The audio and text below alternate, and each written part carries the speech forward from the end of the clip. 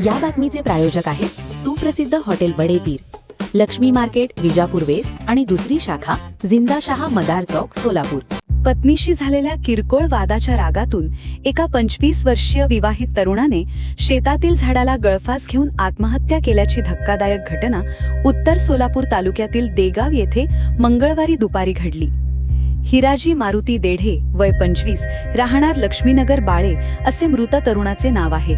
मिळालेल्या माहितीनुसार आत्महत्या करण्यापूर्वी हिराजीने आपल्या भावाला फोन करून आपण गळफास घेणार असल्याचे सांगितले होते।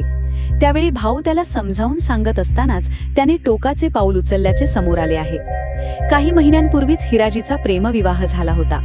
मंगळवारी त्याचे पत्नीसोबत किरकोळ कारणावरून वाद झाला होता। या वादानंतर पत्नी घरातून निघून गेल्याने संतापाच्या भरात हिराजीने घराजवळील देगाव येथील साळुंखे यांच्या शेतात जाऊन चिंचेच्या झाडाला नायलॉन दोरीने गळफास घेऊन आत्महत्या केली।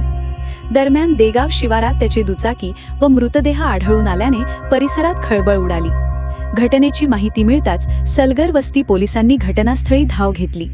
पोलीस हवालदार RS मामुरे यांनी पंचनामा करून मृतदेह खाली उतरवून शासकीय रुग्णालयात पाठवला। तेथे वैद्यकीय अधिकाऱ्यांनी त्याला मृत घोषित केले। मयत हिराजी देढे हा व्यवसायाने चालक म्हणजेच ड्रायव्हर होता। या घटनेमुळे परिसरात हळहळ व्यक्त होत असून पुढील तपास पोलीस करीत आहेत। ताज्या घडामोडीसाठी पाहत रहा लोकराज्य न्यूज मराठी।